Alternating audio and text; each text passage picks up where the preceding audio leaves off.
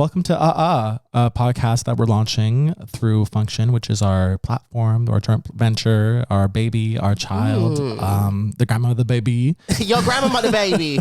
I'm Aura 007 007 and I'm joined by the legendary Tamar Miyake Mugler, Canadian mother. Yeah. But yeah, so as a podcast where we'll be interviewing some of ballroom's most prominent figures, icons, legends, stars, Hall of Famers, of course, to get a vibe for their story and kind of what draws them to the culture, why they're still around, their accomplishments, what they want out of ballroom, what they've poured into ballroom, and all of the above. So it's really a way for us to dive into some of the people that we love the most. In Canada, we get to see them through our TV screens half the time. And so it's really good to have that chance to sit down, have a chat, and get a vibe for who they are and their story. Right. Also, I think it's a really cool way to have members of the ballroom community really be able to have agency over telling their own stories and also have those stories preserved in a way that I feel has integrity and isn't stolen from them or revamped or remixed. It's authentically their story from the horse's mouth.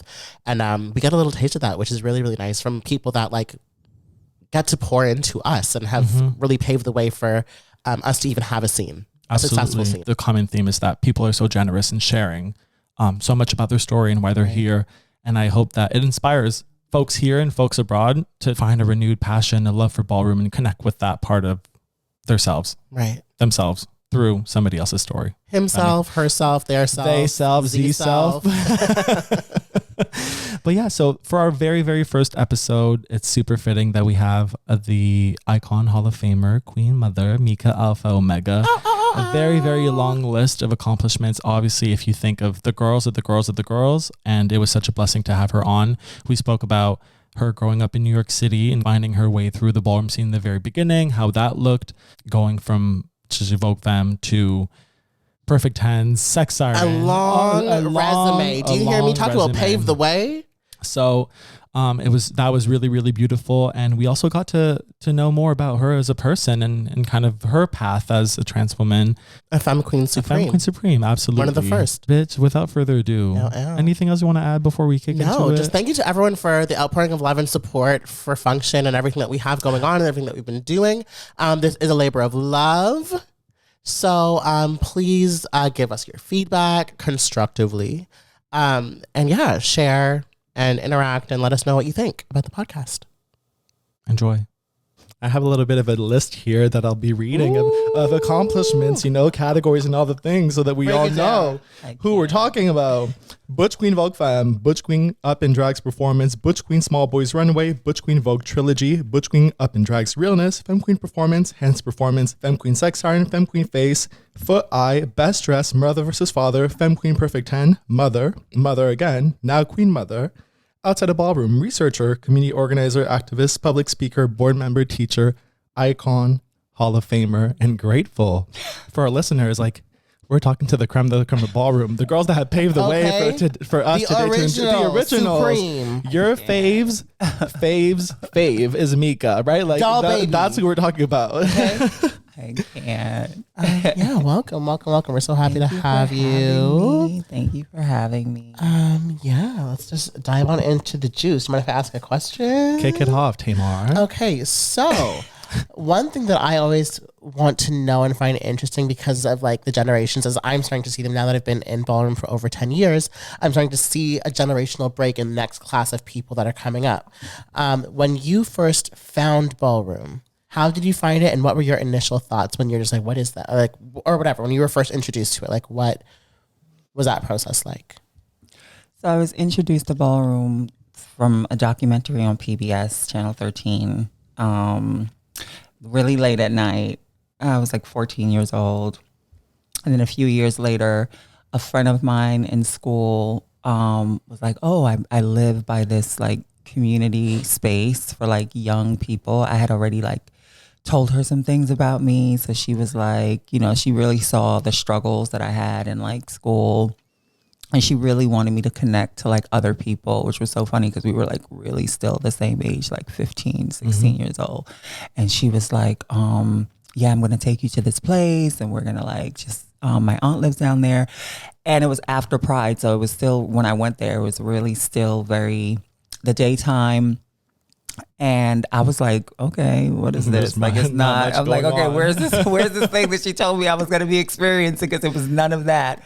But I ended up finding the place, and soon, like very shortly, like after maybe like a few minutes, maybe like 30 minutes, like kids started to like trickle in, and there were kids who were already kind of established in ballroom, or like had some awareness or some kind of like familiarity with ballroom.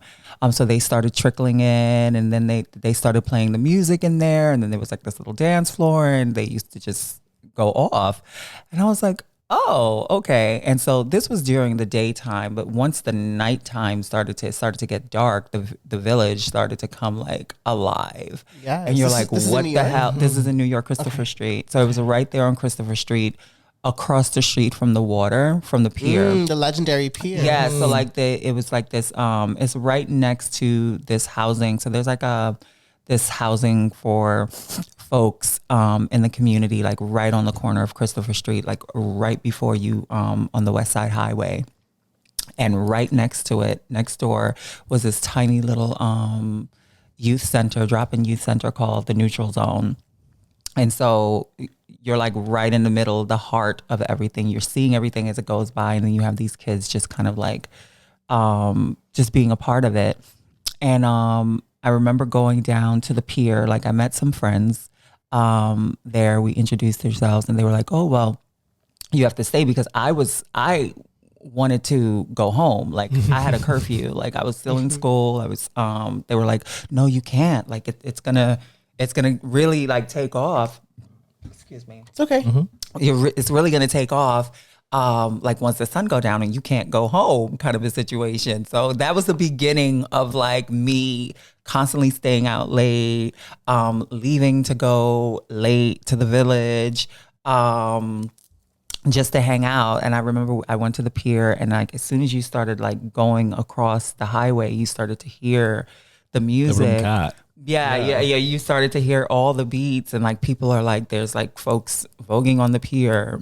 Some people, and then there's like a crowd, and then on the weekends, they used to have like a DJ come out, like directly on the pier. So like you're like, and I'm not talking about pier that has like concrete. I'm talking about pier wooden planks that you got to kind of like step over, and people are just voguing on it and dipping on it, but it's not like, it wasn't like the Vogue of today.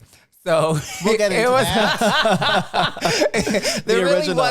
it really wasn't that. It wasn't that unstable. There were parts of it that was that. No. I'm talking about the pier wasn't that unstable. Right. The pier wasn't that unstable that that you couldn't really do things. I mean, there were parts of it that were, because they were still. I think they were trying to renovate certain things at that time. It wasn't the Ricky. Oh, you step one way and then you just fall right in. But there was parts of that was still there. It was definitely still wooden. And you'd see the water directly underneath you and between the planks as you're like performing, but no one cared. It was such a beautiful awakening for me. And I remember one day, not very long after being introduced to it, I was like, well, coming from a performing arts background, I was like, oh, maybe I can do this. And it sounds, I used to think that sounded really like, oh, bitch, anybody can Vogue, like kind of a situation. And I don't think that's really what it was, because I had such an anxiety. Like yeah. Like, well, no, I was so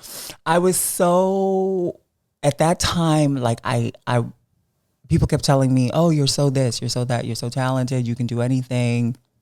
But I never felt that, because it was like, I didn't feel like myself, you know what I mean? So it was like, well, and performing, I think, really exposed me to people in a way that I wasn't prepared for, that I wasn't ready for, that I didn't have the answers for it. I was directly on stage and people were looking at me in a way that they would judge you, and like, in a way, because people used to tell me all the time, like, oh my, like your mouth is so broad, you have such full lips, like you have such high cheekbones. Like I remember people, even kids, asking me like, oh, are you a boy or a girl? Because I had long hair. Kids will clock you. Yeah, well, not just that. Like I even remember an aunt giving me like this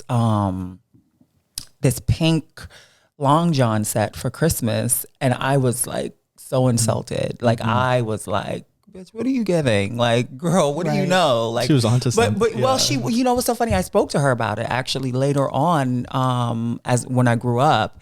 We have a really great relationship. I think for me, if I look back at it, I think that was her way of like trying to affirm me, and affirming me in a family that I didn't really feel affirmed because I didn't even know what the fuck it was, you know, but I knew that people were calling it out. Like people everywhere were calling it out. I was in the playground and people were calling things out. Oh, you think you're a girl? Like, why do you want to have this role? Like, why do you want to be this while we're playing this? And it's just like, yeah. So like performance had a way. And I remember my dance teacher, and she was like, we'll just have like, can you make your arms not do that? Like, can we like make it a little more masculine?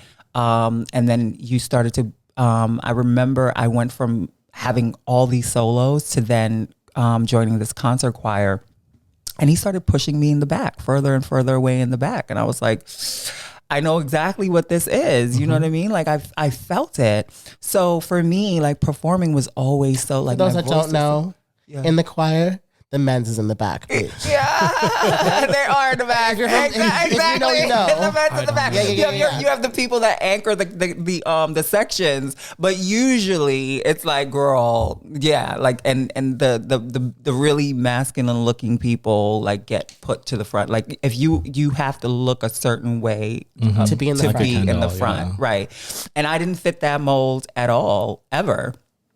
And I remember just like, yeah, so I don't know. And it's like, sometimes I really think about that. Like, what the hell was it that made me just like, bitch, I'm going to do this. Like, and I'm going to do this in front of all these people. And we're just going to like roll with it. I don't know what happened, but honestly, it really feels like I grew up in the church. So I know that feeling of when you like catch the Holy Ghost or something like that, and you're just like having this outer body experience, and you're just like, you're not giving a fuck about what's going on around you. You're just in that moment. And I think for me in that moment on that pier, it was very that for me, because I honestly was self-taught. I did it myself. I just looked and I was like, oh, I'm gonna do this.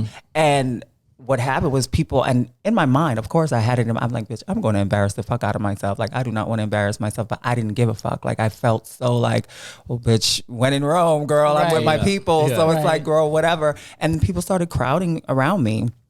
And I remember I met Celeste, and Celeste was in Infinity.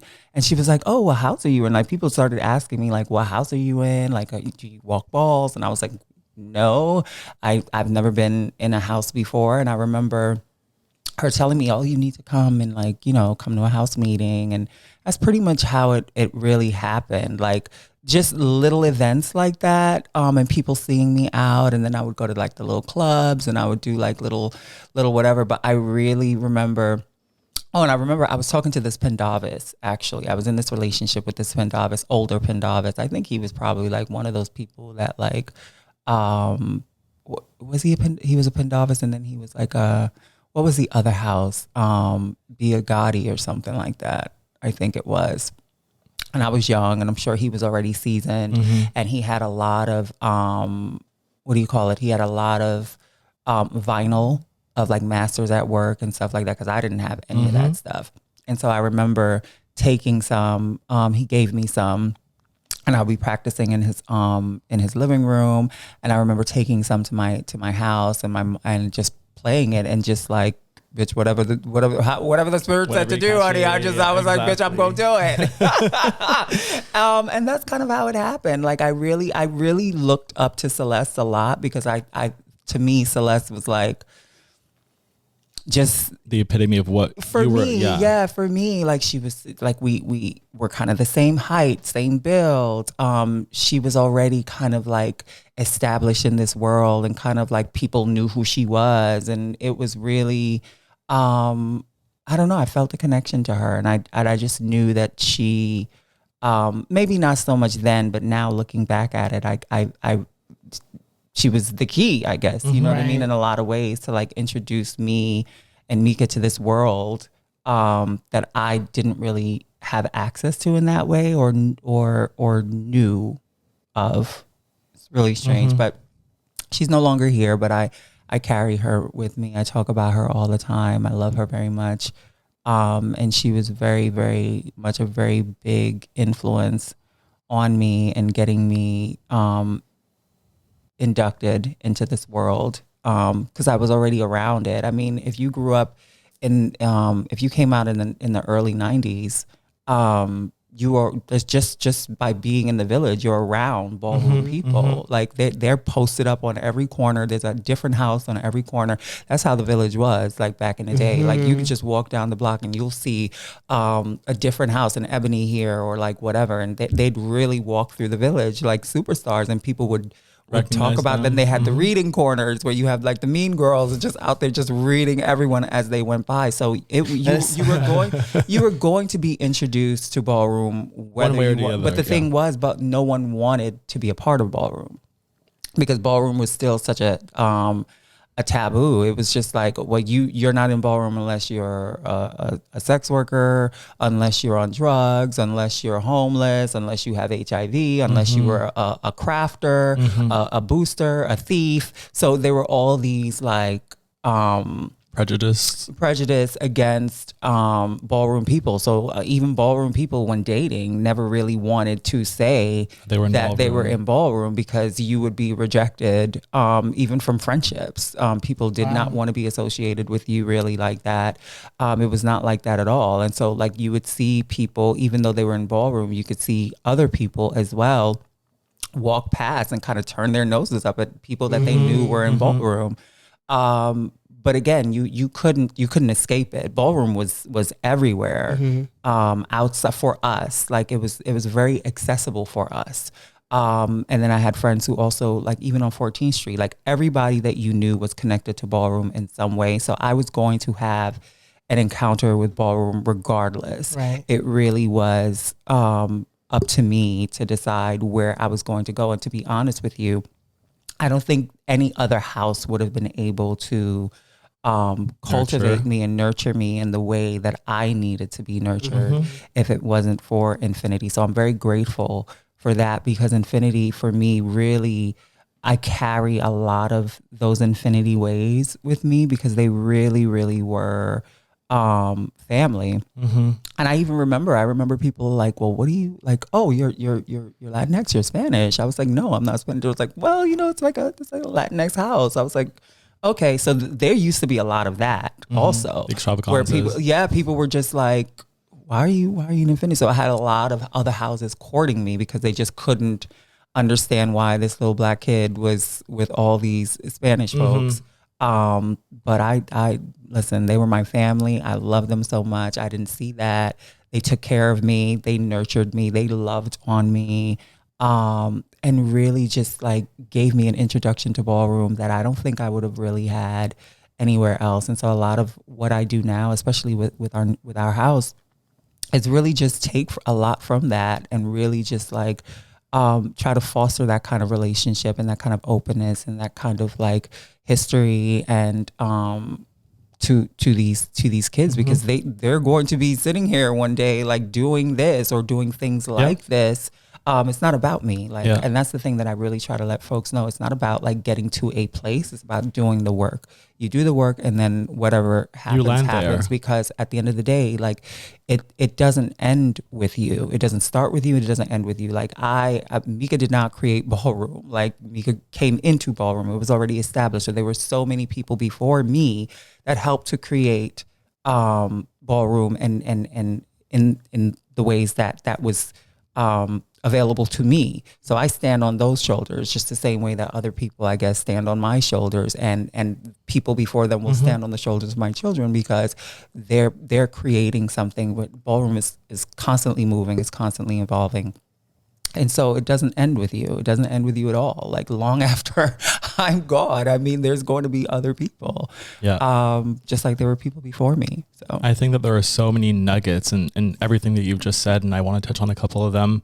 The first one being, when we talk about how there was so many prejudice and opinions regarding ballroom folks, what sparked you and what pushed you to join ballroom regardless? Like, do you think that was a response to, in your personal life, kind of getting pushed back to the background? You're like, well, this is my calling and I can find my spotlight in this scene. Like, what was the thinking? What was the feeling? It's not that deep. It wasn't that deep. you know, like it really, I did not join ballroom to create like a stance or a legacy or, I wanted to be free.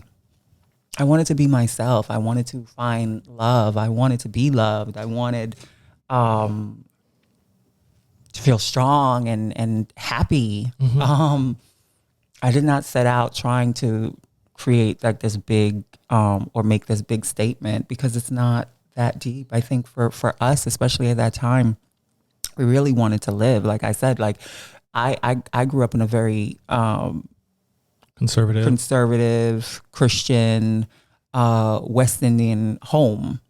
My family, they're very quiet people, but they have very strong opinions and ideas. So I grew up not necessarily so much from them, but the larger world, what the larger world said about people like me.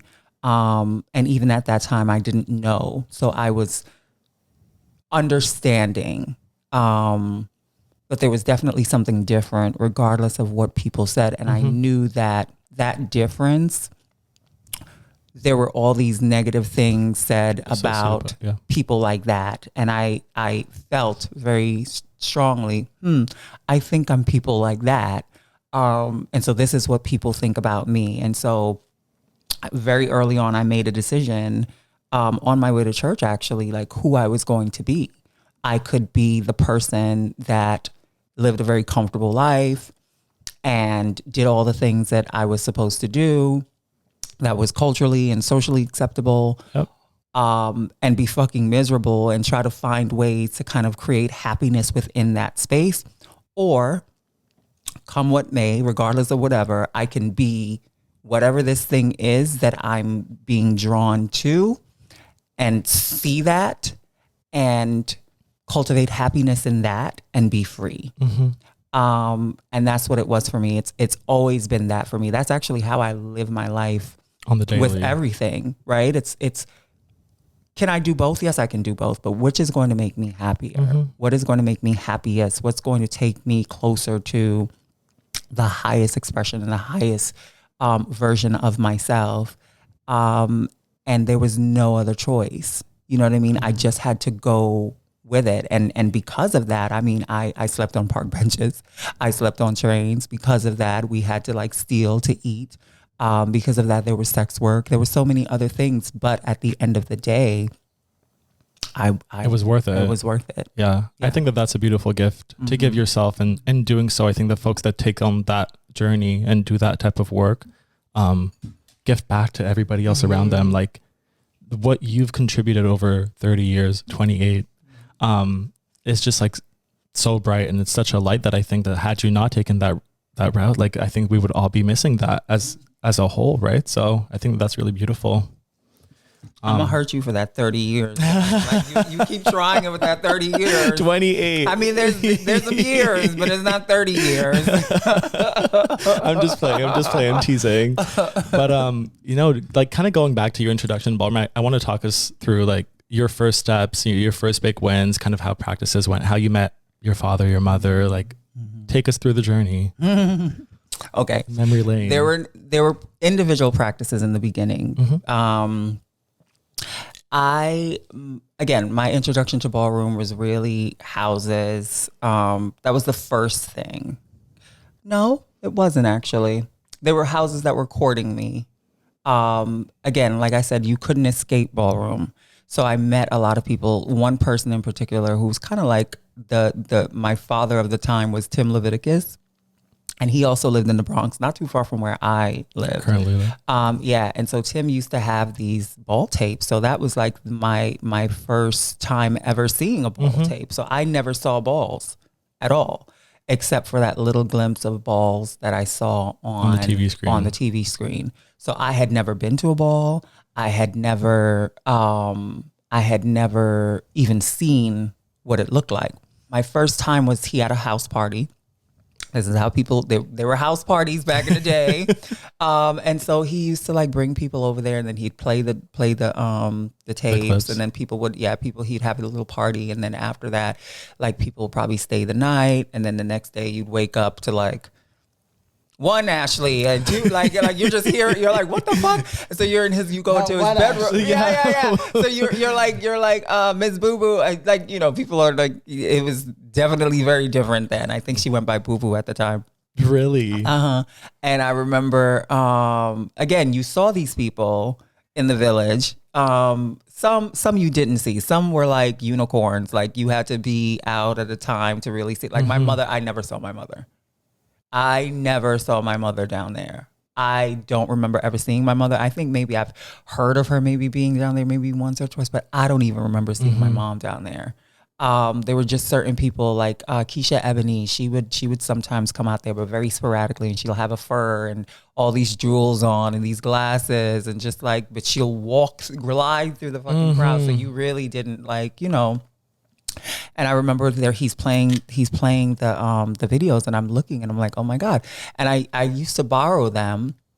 And honestly, one of them, and I'll never forget it, one of the first ball tapes I ever had was of my mom in a black top, black pants.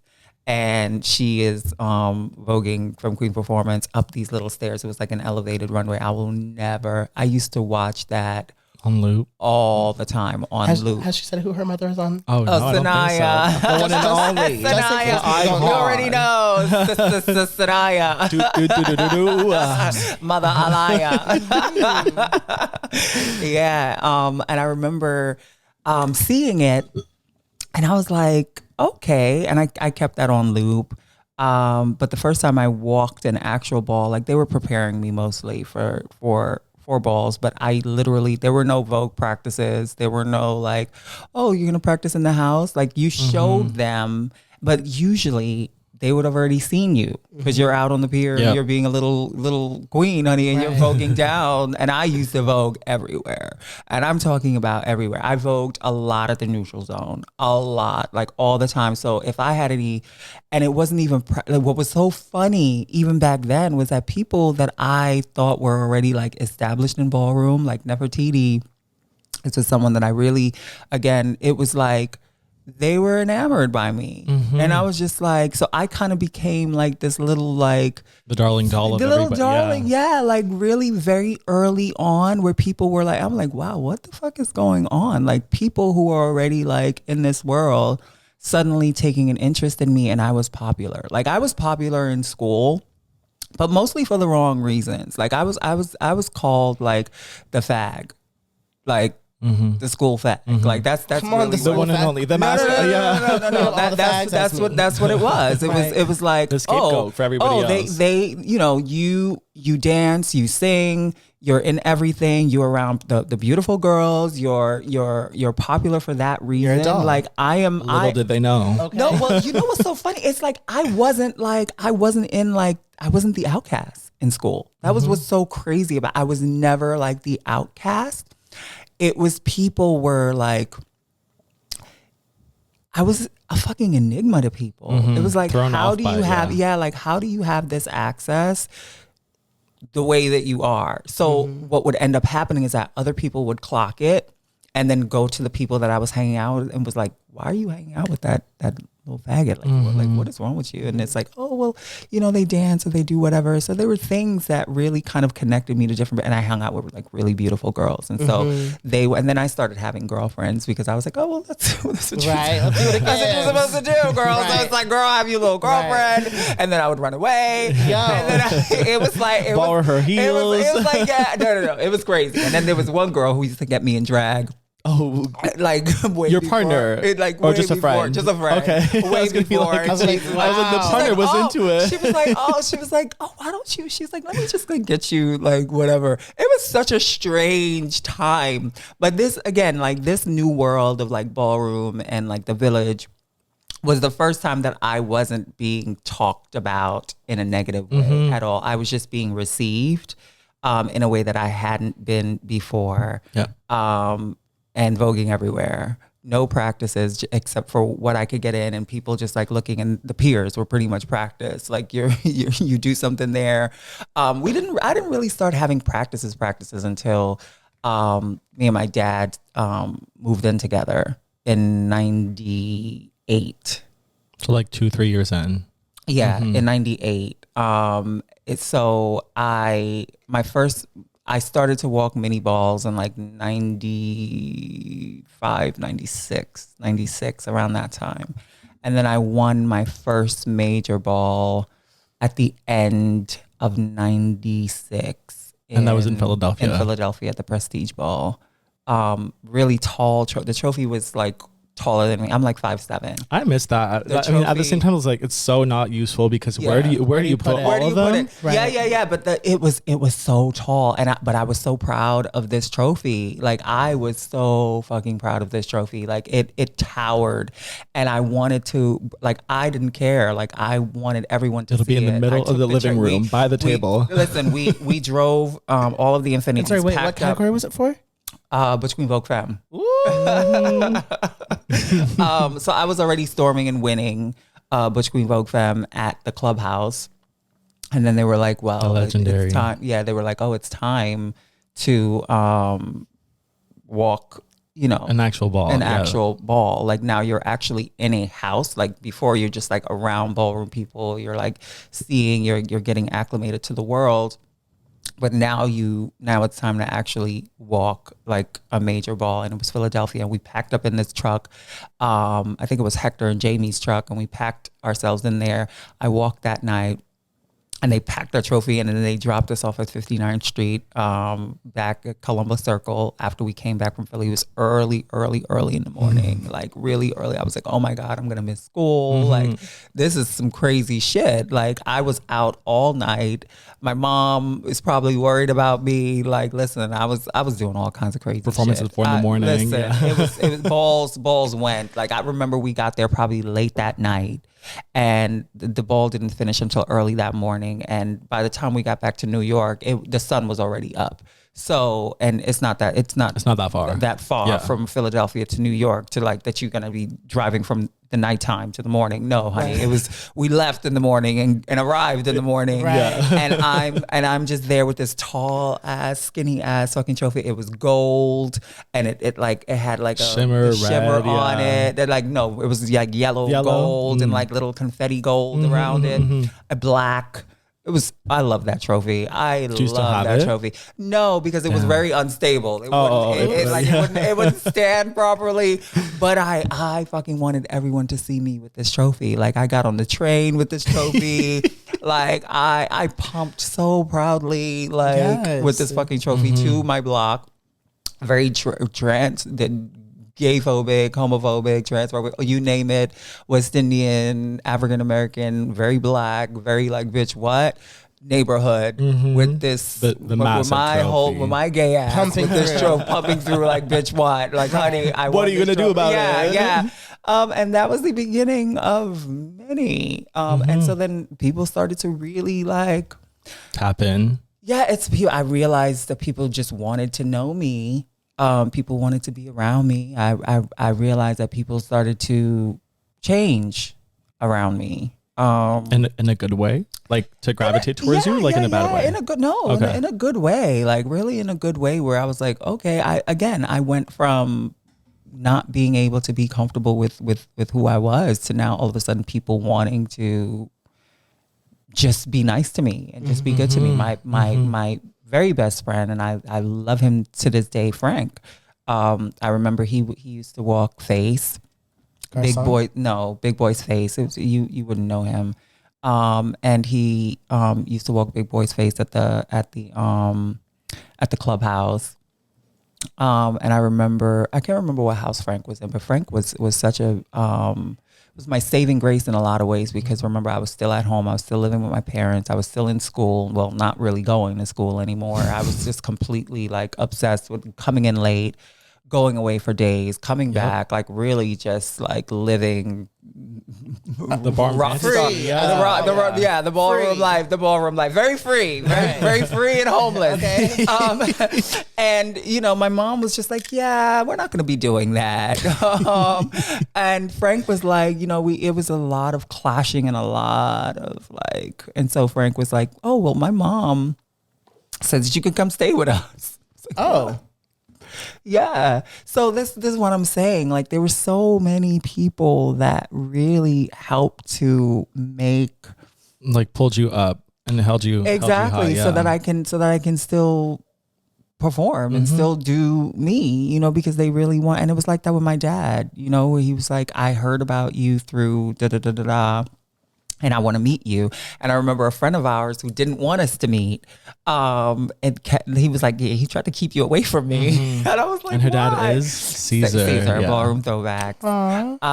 And we met, and it was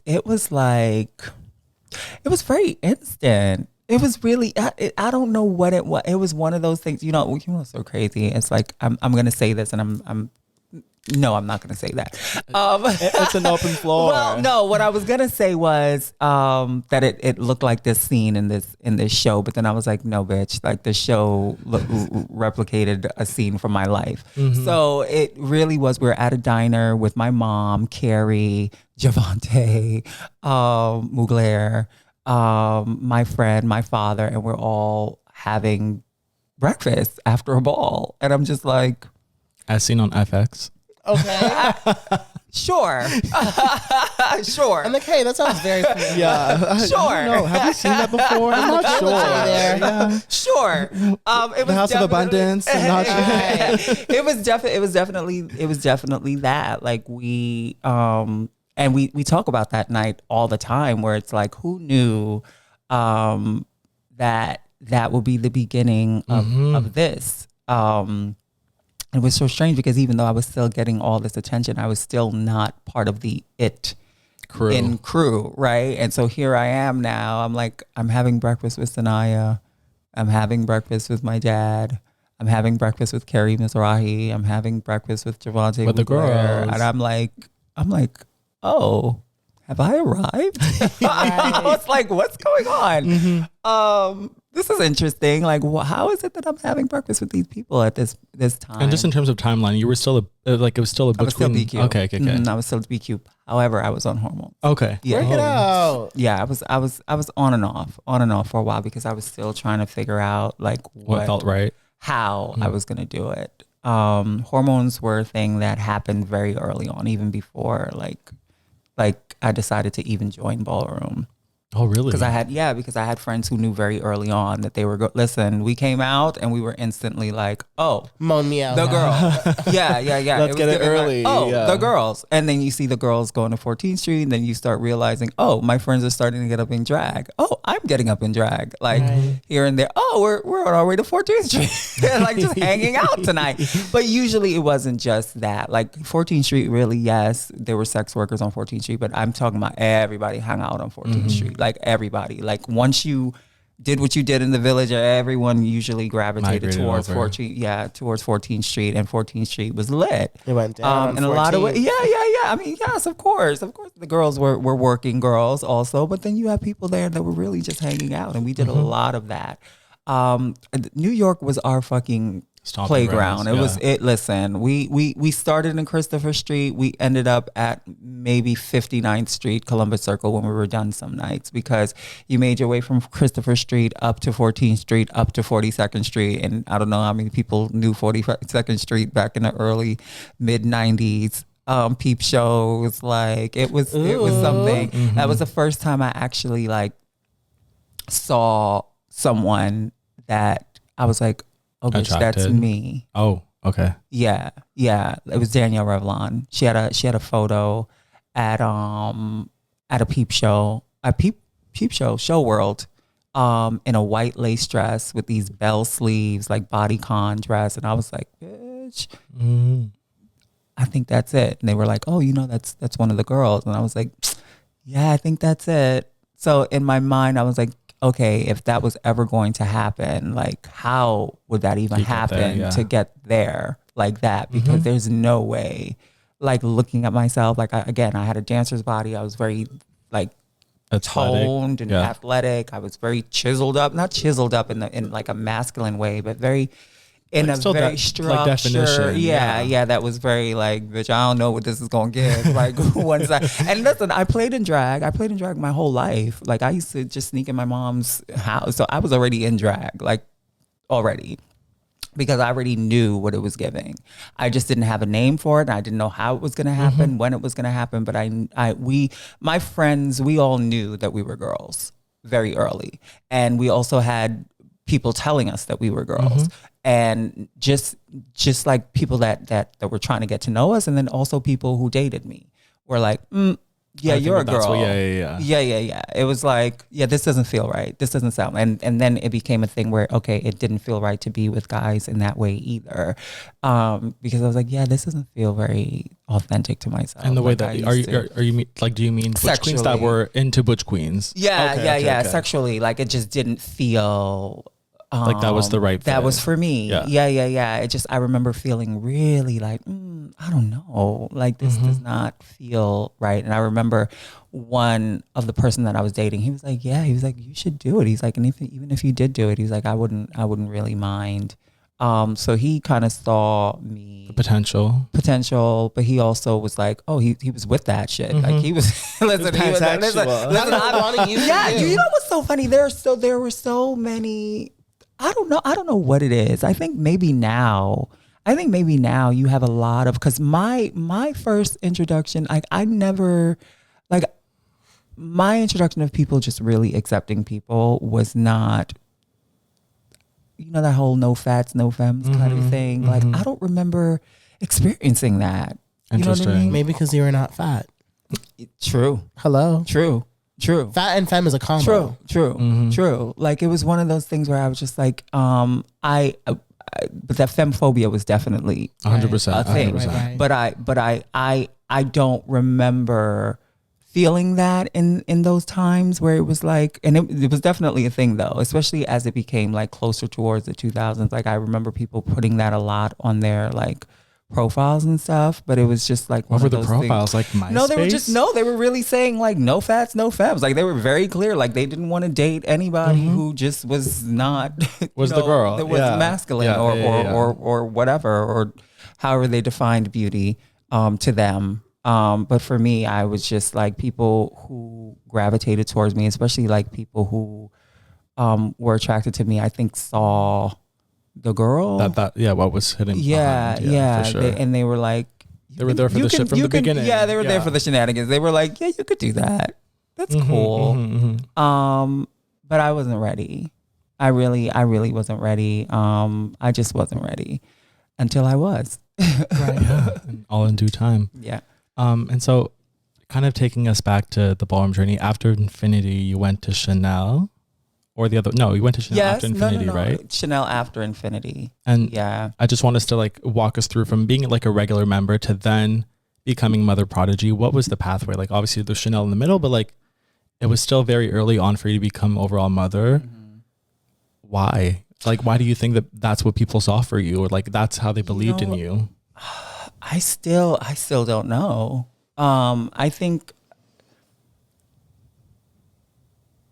I think for me, I was always very conscious that I wasn't that. I think I will always see myself as not the it girl. Like imposter syndrome? Yeah. So it's like, for me, when someone says something or when they give me something, it's like, did I really? You are the it girl. Do I really like, am I really that? Like, am I really like? Do you feel undeserving, or do you feel self-conscious? I think for me, I understand that it's a seat that I occupy. It's not who I am. It is a privilege to occupy this space.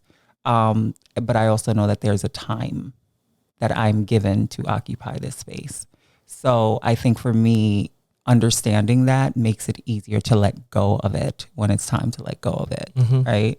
Or to share it. So for me, it was always, I want to be deserving of this. It's like someone saying, oh, I want to be your friend. Like, I want to make sure that I'm a good friend. I want to make sure that I am being respectful of whatever it is that I'm receiving. You know what I mean?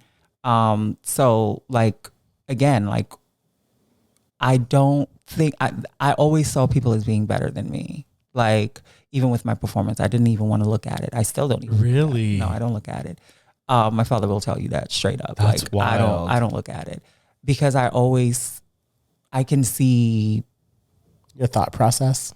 No, I can see just how good everybody else is. Oh. It's unfortunate that you can't necessarily see how good you are, right? I had this conversation with a friend recently where they're a writer and they're like, I never read what I write. And they've been published on like in major magazines and they don't read what they've written in the past because they like when they approach that, they're like, oh, I could have changed X, Y, and Z. Exactly. But exactly. Like how I challenged them was like, at the same time, those are windows into your past in terms of like understanding or seeing who you were back then. Like, I think it's interesting that you wouldn't want to kind of deep dive into the evolution of Meeka from. No, because I know who I am.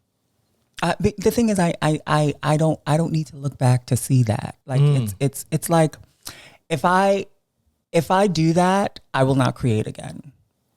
I will not perform again because it's like, I just don't like it. I feel like sometimes too that no one can capture me the way that I capture me. And so I'm very like protective. I'm very protective of everything, even this space, even this, Yep. right? Like, I'm always very intentional and very cautious of what it is that I'm putting out and why I'm putting it out there, and not really giving it any other thought other than just leaving it there and let it do what it needs to do.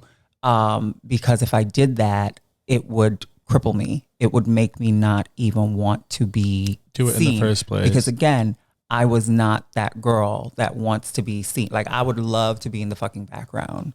Like, to me, I consider myself forever a perpetual background singer. Like, that's how I see myself. Because like, I just like, there's safety there, right? Yeah. And I think a big part of that is also trauma. Like, there's a lot of things that I've 100%. experienced. And so it's forced me to actually be that way. But then there's also comfort in that for myself, because I'm such a giver and I'm such an empath that I have to be very like intentional, like also protecting yourself in the process because you can give too much. Exactly. Wear yourself out. Exactly. And I don't want to do that. I really don't want to do that. But I really just, people started wooing me, and I'm very loyal. And so I really wanted to make sure that I spoke to the Infinities before I even left. Because I think for me at that time, I was like, I don't know why I did it, to be honest with you. But I think after a while, it started to, maybe the pressure, or maybe just wanting to grow. New. Yeah, it's something. It was something that I was feeling and something that I was seeing that was like, I think you need to make a move. And so I became a Chanel. And then after... Was there a backlash from your other house when you became a Chanel? No. Let me tell you something. The Infinities, to this day, like they are, to me, the things that I've experienced with other houses or heard from other houses, I never experienced that with the House of Infinity. They were very like, okay, what, like they were hurt. Yeah, they were hurt, definitely, because we had a relationship, and they would make little comments like, oh, Meeka Chanel, like Meeka Chanel, But during that whole process, I remember that man kept coming to me like, oh, I'm gonna get you. Like, I'm gonna snatch you up. Like, man used to like always, and I'm like, man, like whatever, laughing it off. I laugh at shit that makes me uncomfortable all the time. And I remember she's been laughing a lot this weekend. She doesn't like us. No. And I remember him saying that, and then I remember when I was going to Infinity, I was like, it was easier because at that point I was already a part of the family. Meaning my mom, she was the mother of the House of Ebony. My dad, that's his sister. It just made sense. It was like, okay, well, if I'm going to do it, I might as well do it with family, and see what this is going to look like. And that was magic. Started. Yeah, it was definitely magic as an Ebony. And then when they left, I didn't know that they were actually going to leave and split from the House of Ebony. And then they did, and then they were like, what are you going to do? I was like, I don't know. And my mom is still in Ebony. I don't know if I want to do that. And there was a time where they were really trying to get me and my mom to battle. Move. Oh. Mm-hmm. And it was like, that'll never happen. I got a lot of backlash from it. Commentators one commentator in particular hated it. And used to really, from that time, just really, it was a very like spicy tension.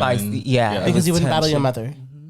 Yeah, because I decided early on who I wanted to be. And that was the thing about me too. To this day, have you battled her? Never. Work it out. And mind you, we spoke about that yesterday, but that was at the times when you had a couple femme queens that we all know the names of. Yolanda, yeah. Like everyone battled. Like Yolanda battled my mom. Yeah, like it was a constant thing. Like it was pitting against each other, rivalries. They used to turn the girls against each other for just anything, and we used to fall for it. But I knew very early on who I was, even though I didn't have the language. I knew who I wanted to be. I knew what made sense for me and what I didn't want, and that's not what I wanted. Like I wanted this relationship more than I wanted the ballroom. Yeah, 100%. Like it meant more to me because just of our relationship period. And I was like, I respect my mom very much. I respect the women that came before me very much because of just what they had to do. Like I wouldn't be who I am. I wouldn't even dream or aspire to be anything if they hadn't done it first, right? Because there was nothing. There was no representation for me. 100%. And then you started to see the Jerry Springers and the shit happen, but it's like, yeah, that's not me. That's not what I want. But like to really, really physically see and touch something that you want to be without even having the language, it was just like, yeah. That's the answer. Yeah, it was like, nah. So that was one of the things that I was very afraid of when they approached me about it. But again, I was like, okay, sure. It was one of those things where I think for me, because I was so young, I was like, well, I will kind of let him kind of like guide you or guide me, let man kind of like guide me and kind of, this is his baby and I'm just along for the ride kind of a thing. So he hates it that I say I will always be founding mother prodigy, whether who says it or who doesn't say it, whether who acknowledges it or not, because I was. I was asked at the inception, and so I will always be. So whatever, you can do with that as you will. But I had a deep, profound respect and love. I still do for man, because he was like a second father for me, especially with ballroom, because he was already such an icon, an iconic figure, a pillar in ballroom. And so it was like, and here he is, that he's wanting me to be, to stand beside him in this way. It really felt very validating, affirming. Yeah, it felt very parental in a lot of ways. Like even though I was, he called me mother and everyone called me mother, I still felt very much under his like guidance in a lot of ways. I was I'm very outspoken. Like they will tell you, like I am like very unafraid like, I'm very vocal. I'm very, very vocal. But again, I felt like I knew my place. I hate to say that because it's just like, but femme queens, especially now, then too, it's like we have this place, this unspoken place that we'll talk about that because we have to sit in and whatever. And I was just like, yeah, maybe not, kind of a thing. I kind of knew like, okay, well maybe, and I was okay with it for a while. Yeah, I want to talk about that later on because after our conversation last night when you spoke about what you do at Alpha Omega for your members, I'm still blown away this morning.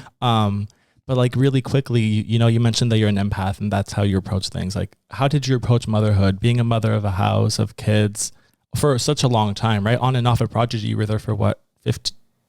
I was there for 20 something years. Yeah, 20 years, right? I just left once at their anniversary. Sorry. Okay. I don't know. I think I've always been very nurturing. Looking back at it, it's so funny. Every time someone asks me to like talk about myself and really replay my life for me, and like, when did you decide this? Like, when did you know this? Or like, when did you? I don't. You can't pinpoint. I don't look at life in that way. Okay. I feel like you're born with a spirit. And they say this about children, and I think this is how I approach things even with my own daughter. Like, she already is. that's not my job. My job is not to shape her, make her into something. Like who she's going to be, she already came with that. My job is to create a safe space for her to be able to do that. And so for me, it was that for myself, that I already came into this world already knowing or having these things, I think, and operating in that. I think what it is that you are awakened to it, but it's very slow. It's very quiet at first. It's little Creeps things, in. right? It's little things until you become the thing. You know, like it's really baby steps. Like you're like, okay, activate fucking like nurture, like shit, you know, activate fembot, activate like some shit happens in that thing that you begin to walk into it very gradually until you are the fullness of that thing. I think it's also like trial and error, right? Like you're kind of in the dark touching around and like you touch on something that feels right and then you kind of lean towards that direction and then back and forth, or no, not even. No. This thing, there's not you make mistakes. I'm not saying you don't make mistakes. You make mistakes in life, period. You're going to make mistakes as a human being. You're not going to get it right 110% of the time. Yeah. No, you're not. Like I make tons of mistake, even raising my own child. You know what I mean? Where it's like I'm unlearning a lot of that toxic shit that I grew up with, right? And so it's like I sometimes it wants to creep in there, right? But it mothering and motherhood is not dependent on any of that shit. You know what I mean? It's like, it just is that the other shit is like, that's not mothering. That's just you as a human being figuring out shit and like unlearning and learning new shit, right? Of ways of being with other people relationally, right? But not that, like mothering is a spirit. Like you don't, it's not a thing that you learn to be, because if that was the case, you'd have a lot of people walking around here just being mothers, right? Oh, there are. Well, y'all, I'm not doing this, but it really is a thing, just like my journey into womanhood, right? Where I was always a woman. So don't ask me, when did you know? What was the catalyst? What was it? Like I remember talking to my therapist, and my therapist was like, she said that to me, and I got really offended. She was like, well, when did you know that this was like? I was like, nah, that's not how that works. That's not who I am. No. I've always been. I just didn't know. I've always seen myself as this, and other people kept reflecting to me what they saw. And especially as a child, I think that one of the challenges just for queer people in general, like especially when they have those conversations of when did you know, it's like you knew it your whole life. It's just you were stuck in a system and in a society, and like your surroundings was telling you, well, you know, you're not that. Yeah. I typically ask people, like, especially when it comes to like sexuality, it's like, oh, when did you come out, or when did you know that you were whatever? And it's like, when did you know? Yeah. Like, when did you know that you were straight? Yeah. I found out about the same time. Exactly, right? It's just, same time. It's like, the truth. It falls into it's pieces. not something that you're just like, oh my, well, not in every case, I guess. It's not like it's like, oh my God, You know, like, sometimes it's just that way, but you don't have the language, as you said. Yeah, and I feel like that also speaks to the larger issue where it's like heteronormativity doesn't accept anything else. Like it cannot. So it needs to other you in whatever way it can, right? Or else you are like, they have to accept it. They have to see it. They have to acknowledge that this is a natural thing. Yeah. And so they can't do that. They won't do that. So they have to ask you these very like fucking these questions that are just so reductive, where it's like, oh yeah, when did you know? Like, bitch, what? No. I've always been like, and so I had to tell my therapist, I was like, I have so many voices in my head that have told me what I was, who I was, what I should like about myself, what I shouldn't like about myself. And only when I got to a place where I can remember in my mind those instances in my mind, those flashes of memory that I have, that no one said anything to me, no one taught me this was just authentic to myself, and I did that. That's who I am. Yeah.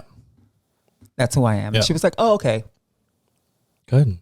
I mean, at least she was receptive. Yeah, and she wrote my letter. Because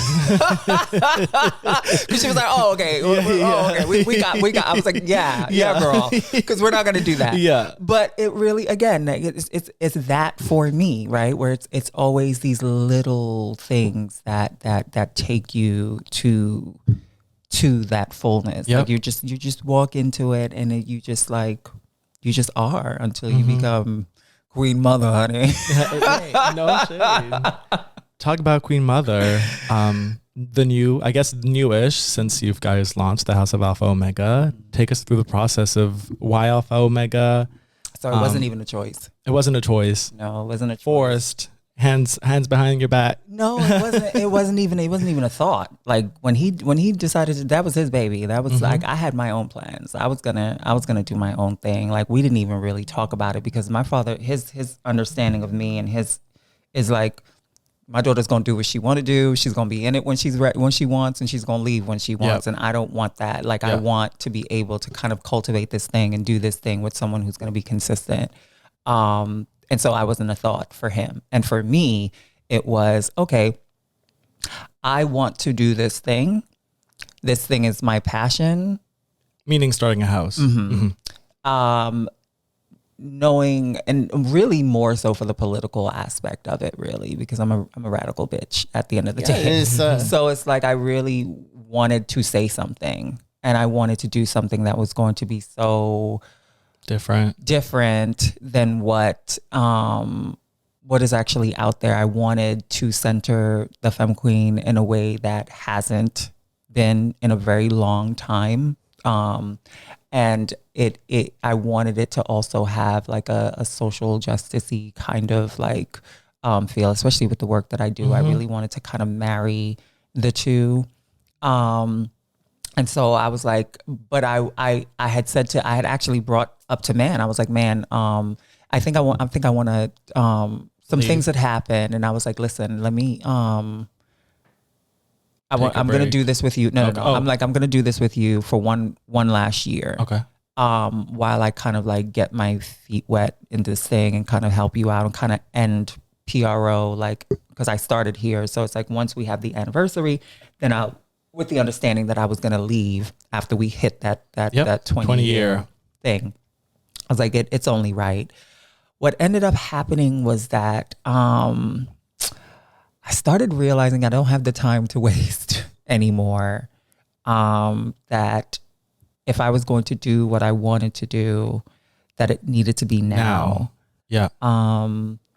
And as much as I wanted to be loyal to this, and I never want to say that I'm going to do something and can't do it. That is like, I'm the same way. That kills me. Yeah. Right. It kills me. And then knowing that I'm going to disappoint someone and knowing that I'm going to have to tell someone no, that hurt, especially when I was the one who brought it to him and was like, oh, we're going to do this thing together. And he's like, bitch, you got me all like hyped to do this. And it's like, now you're telling me that you're ready to go. Yeah. And for me, I was just like, yeah, I cried. I mean, I cried for days. I cried.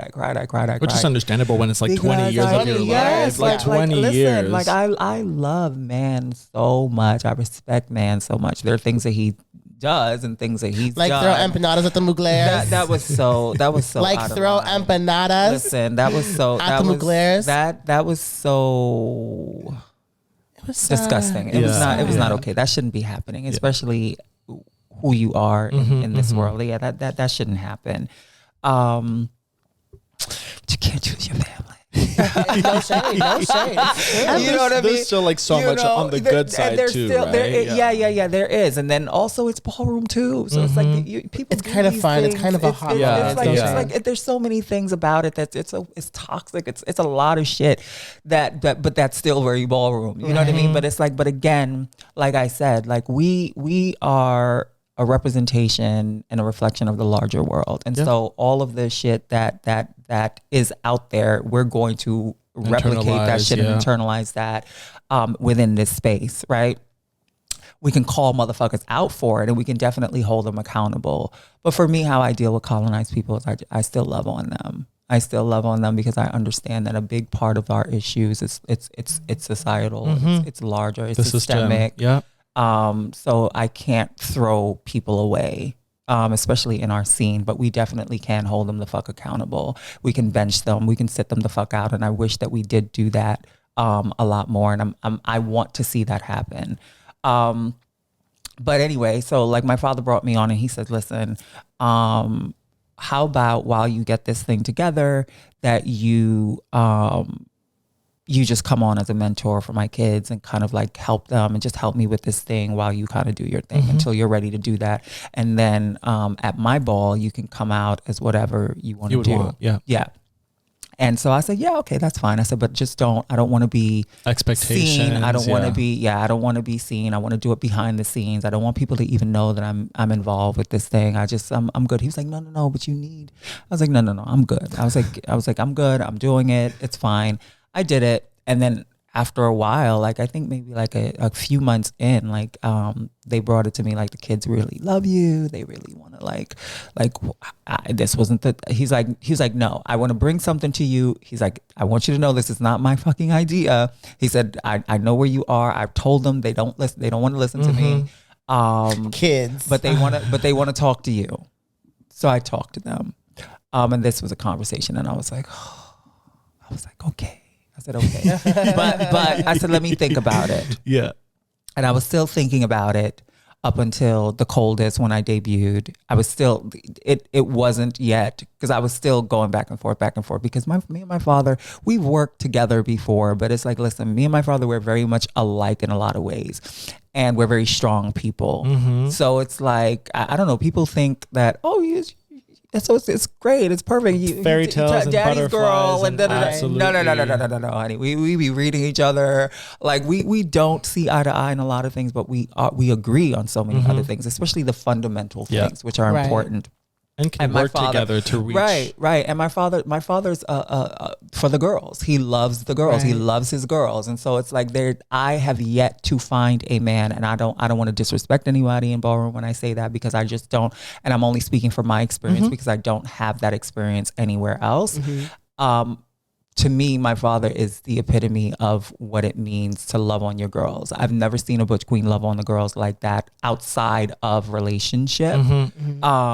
That you just love on your girls the way that you do, that you lift up your girls the way that you do. I don't see it anywhere else. And so it's like, and the fact that he allows me to kind of just do what I want. Like, just do you. Oh, girl, I trust you. Like do what you want. Like, it was his idea to come up with anarchy, but like everything else was pretty much like, he's like, what do you want to do?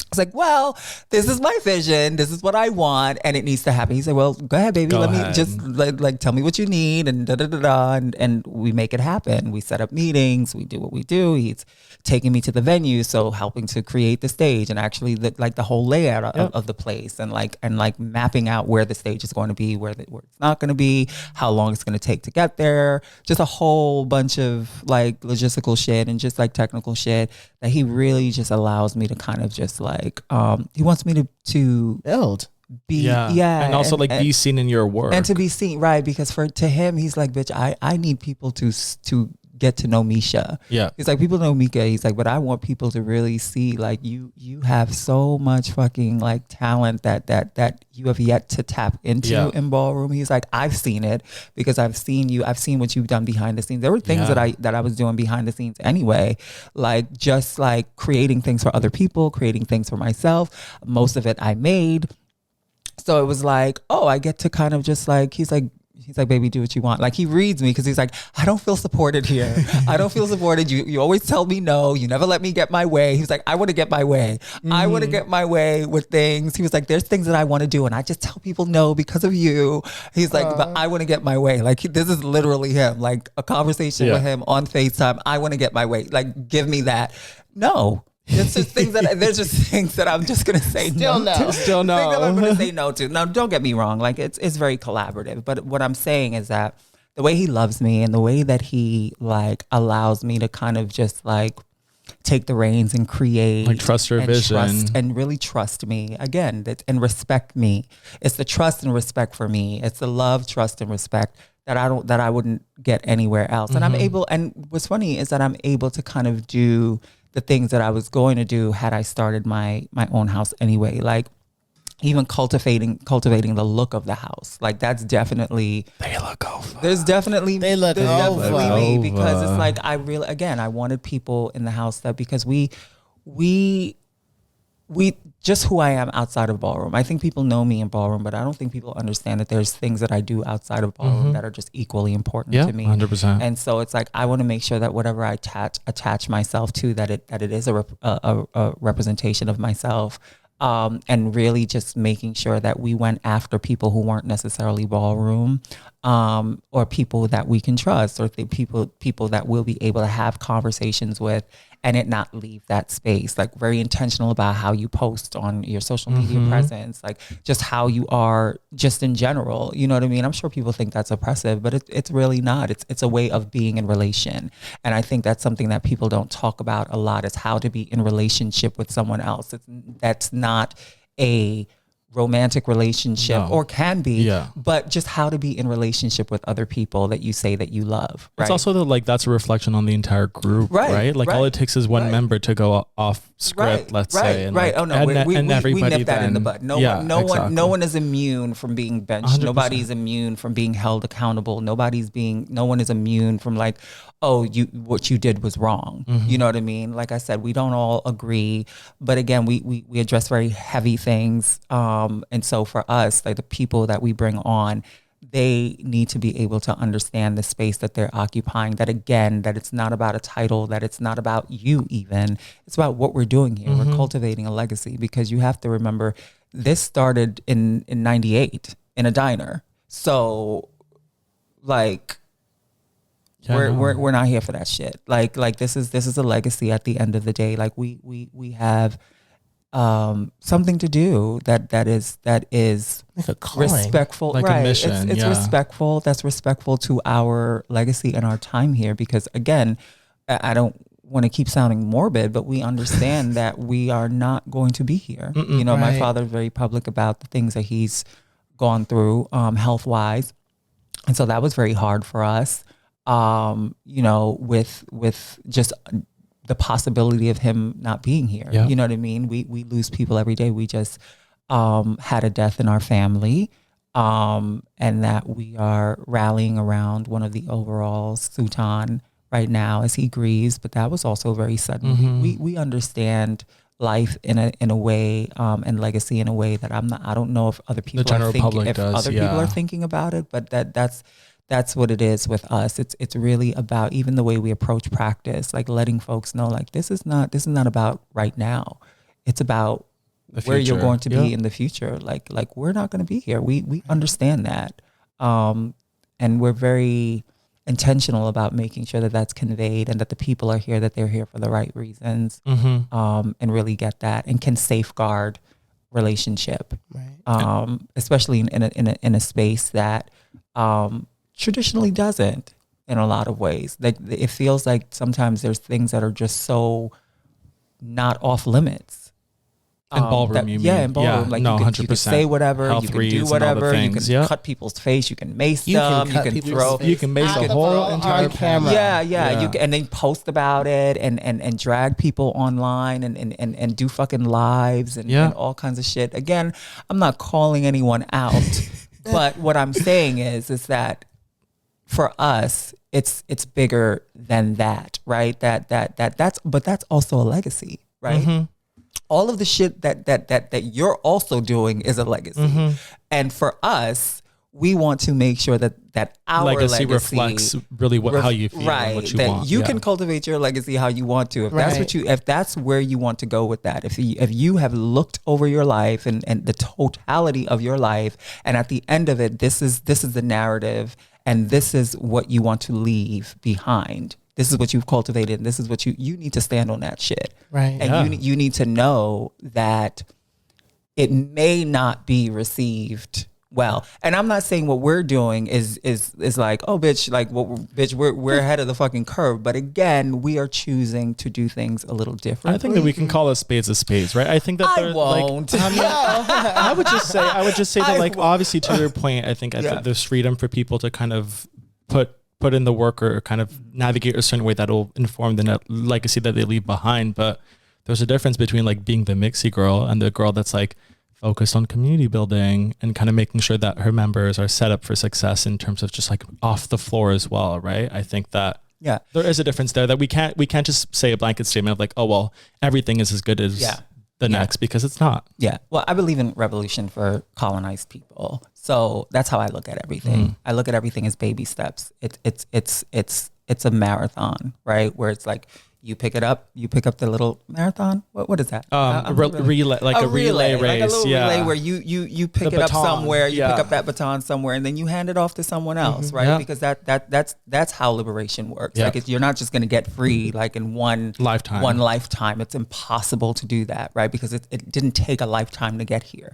And so that's how I look at it too. Like, because I think the piece that people miss, especially because ballroom is so inclusive, is that ballroom was birthed out of a need for colonized people to be together and to live and to exist, especially queer, colonized people, enslaved people, right?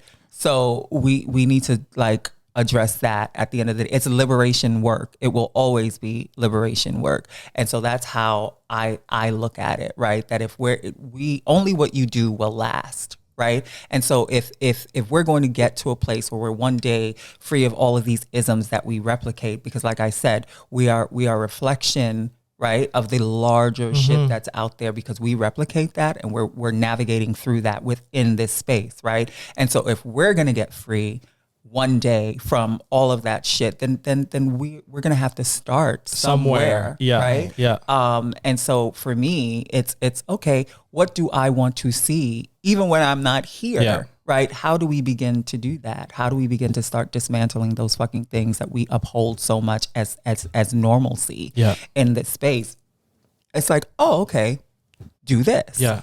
And then they will do that. Yeah. And then the people after them will do that. And a domino effect, for sure. Exactly. But again, when you have that that other kind of like dual whatever power that's also doing the same thing, but carrying on and holding on to some of these things that we're trying to get away from, then that's also it's going to come up together. Right. So it's like, I was just going to say, I think it's a really, really interesting and important perspective, because from an outsider's perspective, I think that, not me, but people in general, I think it's easy for folks to nitpick ballroom and kind of call out those things and be like, well, you call yourself a space that's for liberation or that people have gone to or been to in search of that, and you still replicate the same thing. It's like, well, girl, like, you can't put the burden on the whole community to kind of rid itself of everything. Save everyone. Yeah, no. And like, it's also like, I don't need you to call it anything. Yeah, I don't need you to name it. I don't need you to tell me what I am or what my space is. I don't need you. I don't need your permission to call it what 100%. It is. That's what it is, whether you acknowledge it as that or not. Yeah. Like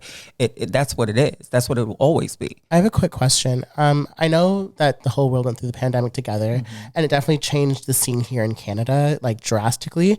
What do you see regarding the pandemic as a difference from before and after in New York? Oh, well, again, I look at things more like socially, right? And so I see how the pandemic has definitely benefited development, but not for us, right? I even in my neighborhood, I remember seeing a lot of Black-owned businesses before the pandemic, and then after the pandemic, they just couldn't come back up, and now they're luxury apartments, and I'm like, well, bitch, who's gonna live in that? Because my little apartment that I'm paying for right now is over a certain amount. It's like it's New York City prices. Yeah. So it's like, well, bitch, I know that's not for me, because if I'm paying this in my apartment, I already know that it's clipping you out. It's giving her. So I'm like, yeah, okay, that's interesting.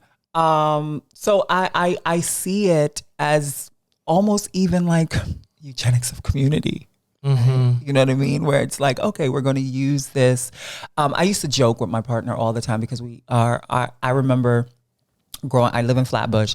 I remember us growing up in Flatbush together when we first started dating, and just what Flatbush was, when we were together at the late 90s and to what it is now. And it's so funny that we actually live blocks away from where we used to like date and stuff. And so seeing the neighborhood from what it was Wildly to what it is different. now, it's so Worlds apart, but not really, because there's this clash. There's like this mixing, but you just know that it's just a matter of time before all those people are also gone, including ourselves, depending on how long we can actually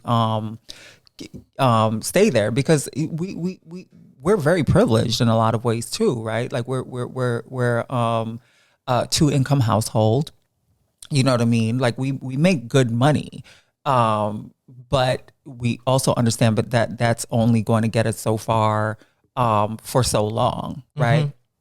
And so we joke, and I was like, baby, they gonna get us out of here one way or another. And then there was a lot of fires. People were getting arrested. People were illegal. Yes, people were getting illegally evicted. So our landlords actually was taken to court by the what do you call that?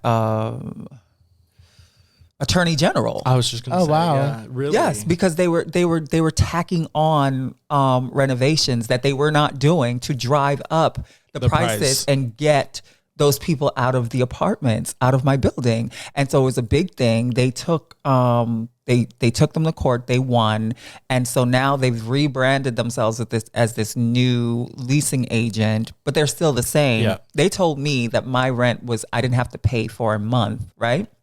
Come to find out, came January, now I owe 2 months of rent. Oh, bitch. Yeah. So, like, again, they're very, they have ways that they're able to get you out of here. Again, this is why I say we have to understand how systems work, and we have to start thinking about systems in a way within our community, so that we can really start to tackle those things that are like plaguing our community, right? Because if we just deal with things as situational and not systemic, then we're missing. You're never going to find the solve. Never gonna, we're not, right? This is why you can't.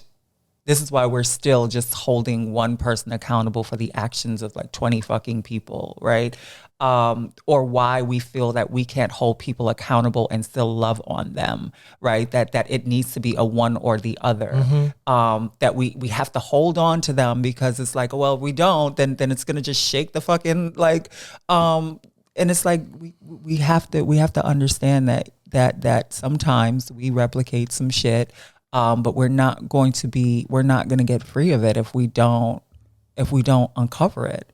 And we don't make it a thing to dismantle that shit. I mean, properly, the root of shit. You know what I mean?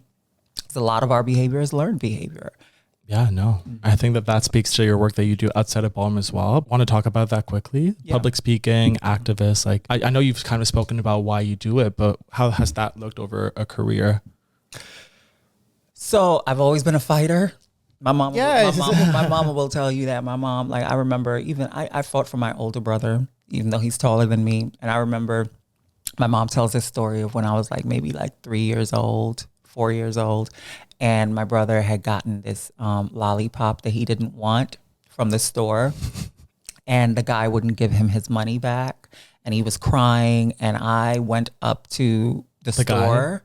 And I climbed my little ass up there on that counter and I threw it in his face and told him to give my brother back his money, and just cursed him out. My mother said I got hit for it, but from my family, for the behavior. But they were like they were in awe that you would go to that, like that you I would just go to naturally. that extreme. Yeah, because I just don't like injustice. I don't like people, like I said, even though people used to make fun of me in school, and I think a big part of it too is that I fought back for myself. Like, listen, I used to throw desks. I used to throw chairs. Someone told me that they were going to fuck me up at 3:00. I'm like, bitch, we're not waiting until 3:00. Like, we got to do this right now, honey. We're going to set it off right now. I was suspended a lot for fighting, stabbing people. Like, I was bad.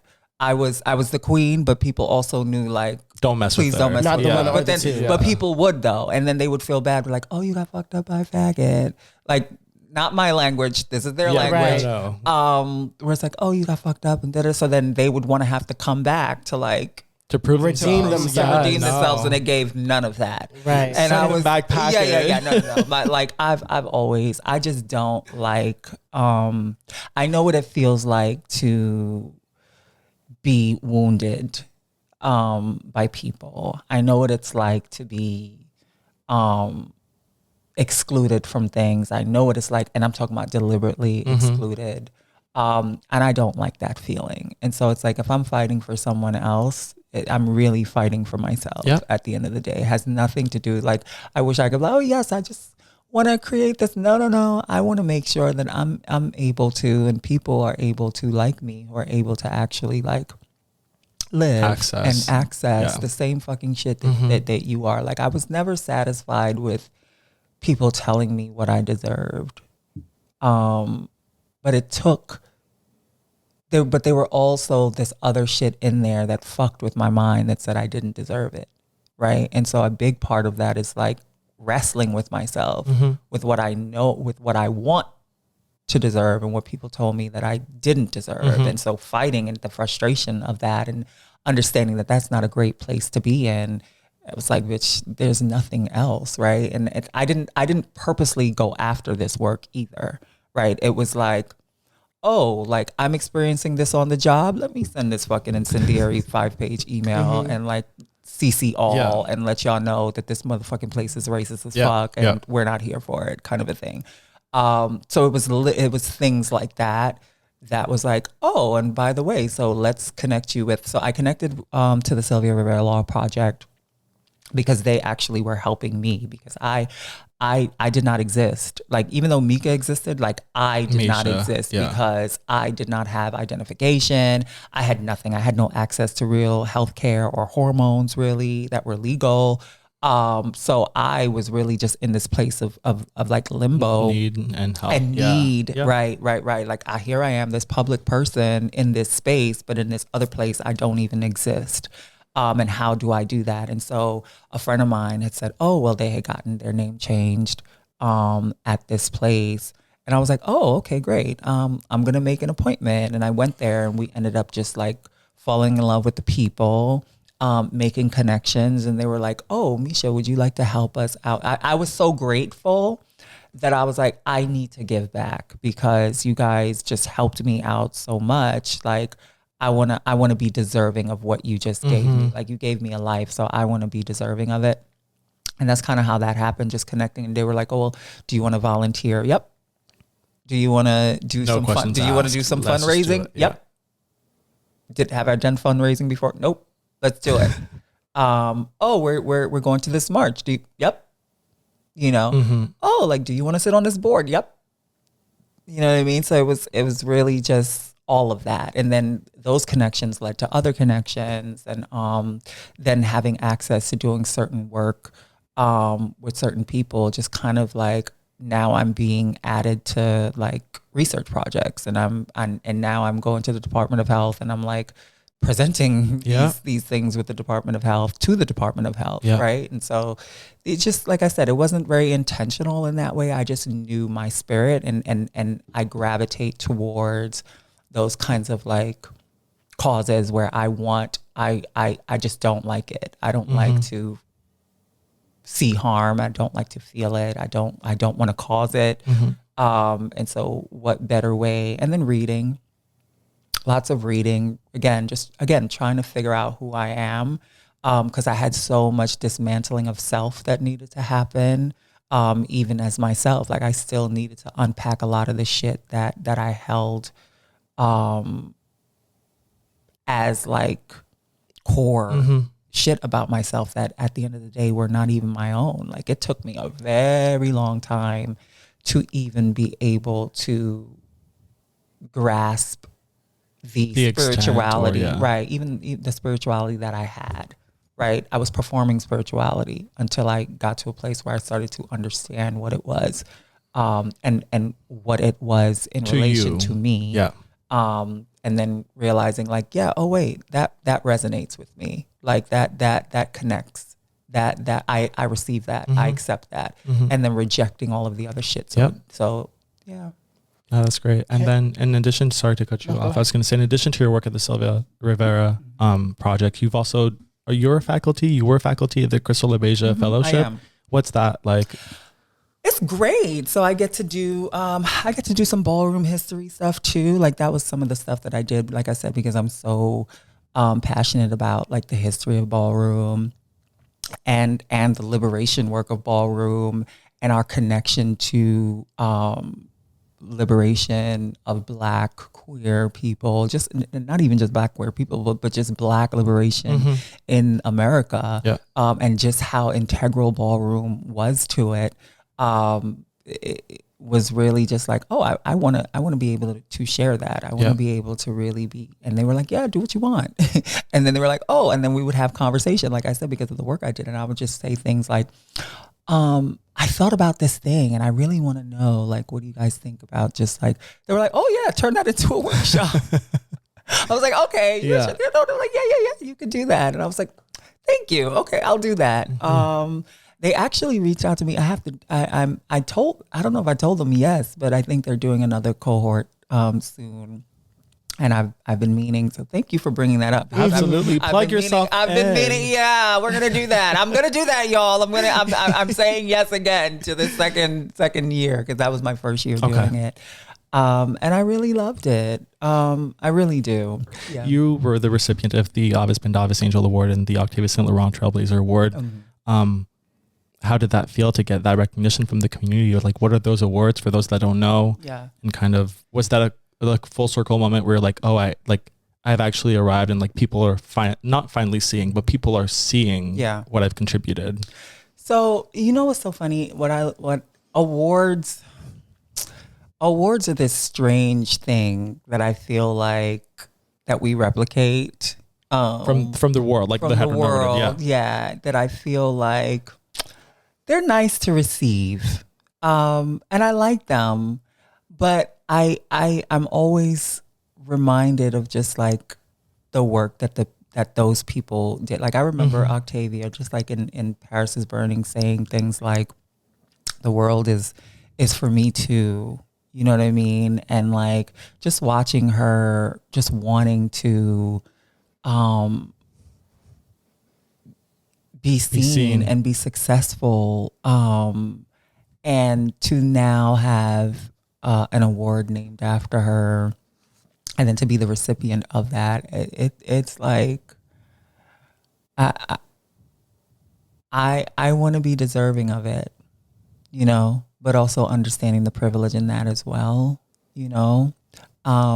It reminds me that there are real people attached to that history, to those awards, that there's history, that they've lived very real lives, very challenging lives, glorious, but also very, very tragic in a lot of ways too, that I don't think that we fully grasp, especially in 2023. We don't grasp it. And so that's like my only fear, right? It's that, okay, while we're getting these awards named after these very important women in our community, there are fucking like, there are leaders. There are our Rosa fucking Parks. Literally, like literally. They are that bitch, and that there was a history. That there is a history. That they were mothers in a time where people really were getting kicked out their houses, not being seen, not being sheltered, not being, even as they were trying to survive themselves during a pandemic, a global pandemic, right? HIV, AIDS, right? In that time. And so being able to provide space and safe space and love and triumph and success, even while they struggled, it's breathtaking to me, and I don't want people to forget that. It's easy to watch Paris is Burning and to see all that, and this is why I love where ballroom is now, but I also I struggle because I want to make sure, I'm like, are we forgetting? Forgetting? Like, ballroom was created because at that time you had pageant girls who started those types of pageants, Black pageant walking girls who were excluded from that thing against, absolutely, that they created at the height of the civil rights movement, right? Saying that I'm fucking beautiful and I know I'm beautiful to the world, right? And then deciding like, you know what, fuck this shit. We're going to create something else for us again, right? Now we're being forced out of this thing. It's like a forced migration. It's a forced. I don't want that to happen to ballroom. I don't want that to happen. Do you see it starting? I see it because it's so inclusive and which is not bad because ballroom has always been inclusive. Yep. What people don't realize is that Langston Hughes went to balls. There's books written about balls. Like ballroom is integral to the Harlem Renaissance. Absolutely. Like this is not, so people took from ballroom. It's always been a history of the others coming in. Hey, Miss Madonna. Right, coming in and taking from ballroom. Ballroom has always been popular. Always. Maybe the medium In has and off, changed right? with the access. Yes. However, it's always been that way, and it's always been popular. And so for me, I just want to make sure that we do not forget that the essence or where it comes from. Right, that colonized people, right? Queer colonized people, that they are the heart and soul and center of this thing, right? And we have to be able to say that, and we have to be able to talk about that, because I feel like when you say that, people side eye you. Like we can't hear 100%. hear that, because then it offends the people who have their hands in it, like and the ones who are funding it. They don't want to hear. They don't want to be. It makes them uncomfortable, because then it's like it's the guilt. Yeah. It's like your access to privilege, your access to power, your access to money, and in a space where traditionally, right, it wasn't the case. And so now it's like, no, it has to be for everyone, because then like we just need it, right? And they can't tell you why. It's just we want it, right? Yeah. And to the point where it's like, if you say no about certain things, it's like you're trying to like. You're one of those people that can't let go of the past. Like you're then labeled. You're living in this. You're living in this thing where it's like, oh, you not have all to. white people. And I'm not saying white people. You know what I mean? But they will tell you that's what you're saying. Yeah. I'm not saying that, but now I am. Yeah. Right. Like I'm not saying that, but absolutely, because at the end of the day, traditionally, those are the people who have the money, and those are the people who that have were the ones excluded. 100%. So it's like when I see it, it's like, you know, it's there's so many things that are being taken away from ballroom. That is the essence of ballroom. Like to where people are looking like I'm chasing after something. I don't know what it is, but this still does not feel like what it is that I'm doing, right? And there's a reason for that, right? Because before the money, before all that stuff, you had to find a venue that would actually accommodate until 8 in the morning. Until 8 in the morning or 12 in the afternoon, right? And there were things about ballroom that made ballroom. And I'm not talking about the ism shit. I'm talking about the craft of ballroom. And I'm talking about you couldn't walk a certain category unless you actually knew how to walk that fucking category. But now it's to the point where it's like, bitch, if I feel, I saw, oh my God, I want to go to a ball one day. I want to walk. And I think I want to walk. And you're like, I'm sorry, just go to a ball and spectate first before you decide that this is where you want to, like, where you want to be. Because what happens is the people who are actually there, in certain instances, there may be 10 people who are prepared for that category and can actually walk that category. But then they have to go lineup through of 40 bitches. They have to go through so many people. By then people are tired. They're not able to get 10s. They're not able to really then what happens is that art. They are being judged by people who don't even really know ballroom. They don't. But they're the ones who are like judging, and then the judges are then looking at that and was like, oh well, okay. Maybe we'll vote one new person.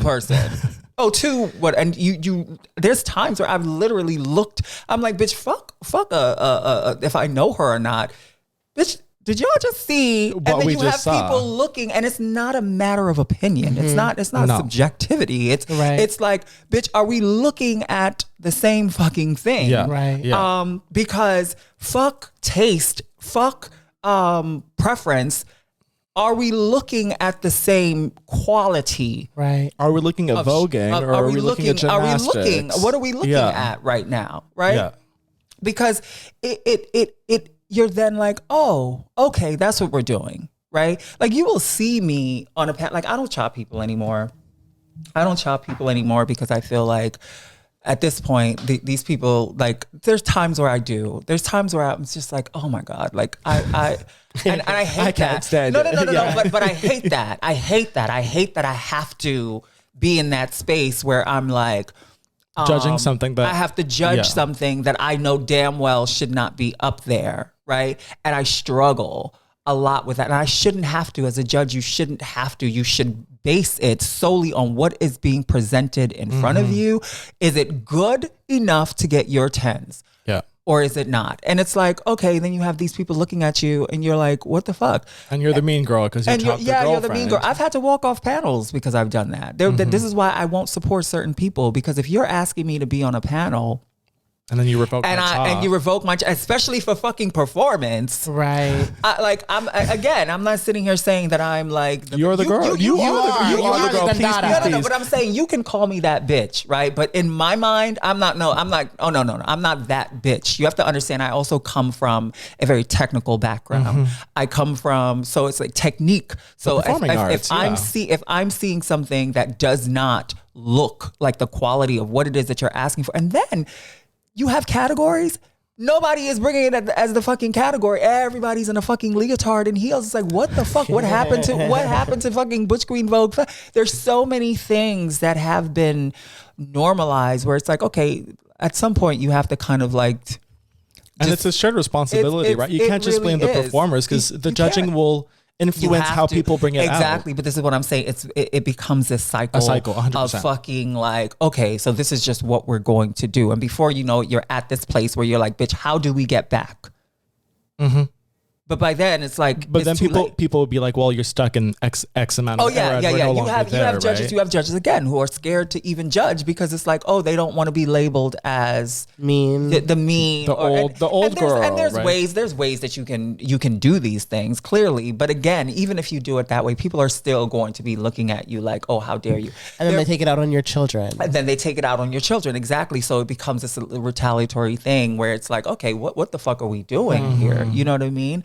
But again, I really believe that has to do with how ballroom, the ways in which it's a very systemic problem more than anything else, that we have to understand how is it that we're allowing systems to shape the ways in which that we are doing ballroom showing up, at this point, right? Because it's like when you have all this money tied into certain things, it's like, no, that's great, right? I think there's so many good things about it, because you have people who are able to fucking pay their rent, you know what I mean, from going to a ball, whereas before it was just a category. You understand what I'm saying? And like there's people who are able to get access to healthcare from their craft and what they're actually good at, right? Exactly. You're able to actually function. But then I've also seen where people are being used, right, to teach a class, and then they're being separated from the access that the person that they're teaching now has because of that, 100%. right? I see it all the time, and that to me, it's when it becomes problematic. There's nothing wrong with me, which is why I'm very careful about how I teach and what I teach, right? Because there's nothing wrong with doing that.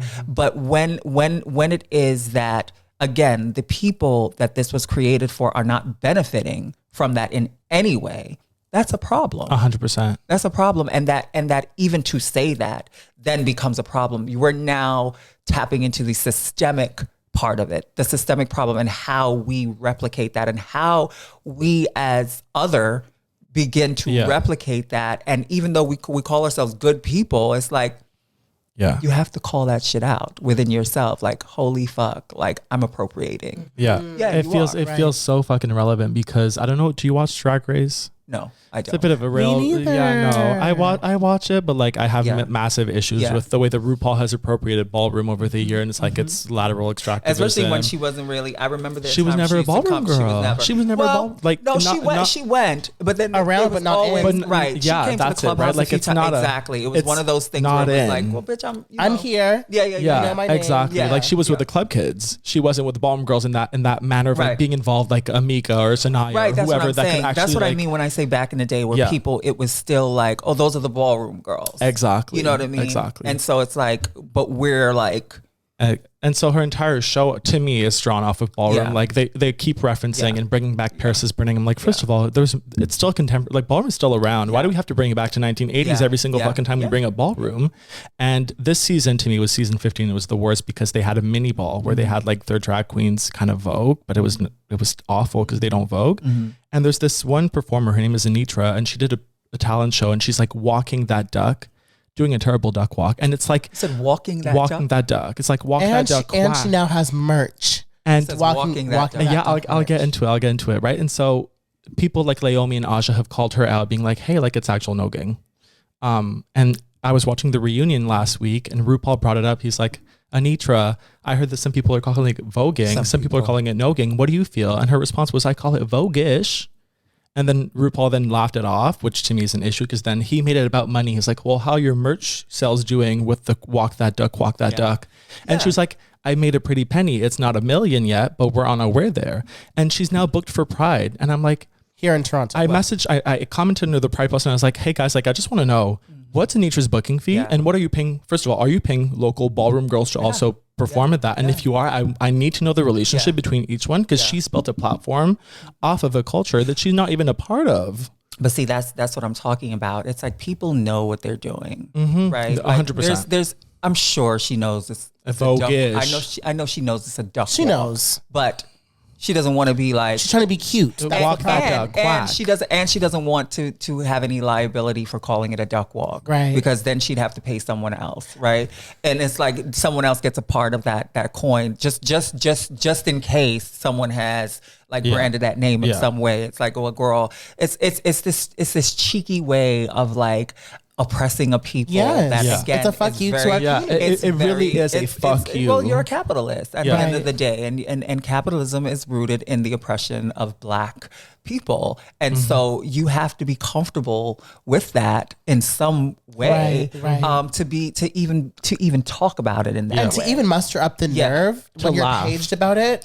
To even still kiki off the backs of a culture that you have not been poured into. You're making it's okay to say, oh, not millions yet. Okay, well, they're literally Black and brown people who are bleeding on that floor, doing a duck walk, who are getting nothing. Who can't even be at home, who don't have a home, exactly, who can't even transition if they wanted to, you know what I mean? And here you are bragging about how you have appropriated what it is that they're doing, and you're making bank and keying about it. But you're not naive. You're not naive. You're not stupid. You know what it's giving. You have to be okay with the role that you play. You have to be at some point. Just be like, bitch. That's what I'm doing. I did what I didn't say. I give her more respect. Oh well, I did it. Oh wow. Oh well, but see, that is the imagine 1999, 98, 97, 96, even the 2000s, and you tell someone that you're in ballroom, right? That's the attitude, right? Where it's like, oh bitch, I'm better than that anyway. Girl, bye. Go bye. Like, oh bitch, that Rocky ballroom girl. Oh girl, bye. Not that so it's Rocky like girl. right, but it's like, but again, people are going to use it because it's popular, and they realize that they can bank off of it, and they know how to bank off of it. Right. If a bitch knew how to do the shit that you're doing, oh, trust and believe, you would be relevant. Yeah, exactly. Right. You understand what I'm saying? So it's like, and you know that. But also about the access too, because like a black drag queen from that same show would not be able to have as much reach as the white one from the same exact show, same season, the same accolades. No, we always have to be better. We always have to, and it's like it's like, how do you feel knowing that, feeling superior to, but knowing that you still have to reach back to pull yourself up from that community, right? That you're able to survive and live and thrive, and have the notoriety that you do at the expense of everybody else that's actually poured in. Yeah, exactly. You're welcome. Right. You're welcome. Exactly. You're like a new woman. Yeah. How do we wrap it up? I think we just wrap it up by saying it's been a pleasure to meet you, speak with you, get to know you, dive into your incredible history that literally needs to live on forever so that generations that come 100 years from now still have those fundamental stories to guide them as they move along their journey. You are such a doll. You are as beautiful on the inside as you are on the outside. It's honestly like doing this with Nick has been like so eye-opening, and being able to connect with people that we otherwise would not have a chance to like create a relationship with, get to know, dive deeper, and like figure out like where do we come from? Like why are we actually in ballroom? Because like I can answer that, but like this Who's adds paved the to way? why we are here. Who paved the way? 100%. Why do I have the opportunity to be freer, to dive deep into my gender expression, and really like who am I trying to emulate? Like it's just so eye-opening, and like being able to have access to the wealth of knowledge that you have in regards to ballroom in life is just invaluable. So I'm really, really excited. And for those who don't know, Meeka's here in the context of our Class of 23 series with Ace Hotel, GLAAD, Gems, Maggie's, where Tamar works. And so I think that it's really for the scene as a whole, having access to people like you that are able to share so gracefully and so generously everything that you've like shared with us and that you'll share with our people. To me, it's just like priceless. I think that it speaks to your qualities as a leader. It speaks to the work that you've obviously poured into the scene. And I think that our goal has always been to uplift or to contribute, right? We're tiny, we're functioning, we're in Canada, but like to kind of honor everything that you've put in has always been so important and critical. So thank you very, very much to the icon, Hall of Famer, Queen Mother, Meeka, Alpha, Omega. Any final words that you'd like to leave the girls with? No, just honestly, remembering why we're here, why ballroom was created in the first place, and really just making sure that whatever we do, that we continue to center those folks, making sure that they also have access, that as you grow, as you acquire, that you're also bringing those people along, because if you're the only person benefiting, if you're the only person succeeding, then your work is shit. Agreed. No shade. You hate that. And here you have it from the icon. Are you going to listen to an icon or what? So thanks again. Really, really looking forward to our class tonight, and looking forward to everything that you'll now bring, especially with Alpha Omega, after seeing how involved you are and, how your hand reaches everything in that house. It's like, it'll be nice to see that. An all-around femme queen. An all-around Supreme. Thank you. I receive that. Yeah. All right. Well, that is our episode of Thank you guys so much for listening. Not many this time around, bitch. Hopefully next time we have somebody that's not as fun and right in every single way. But thanks again. Thank you for having me. Bye.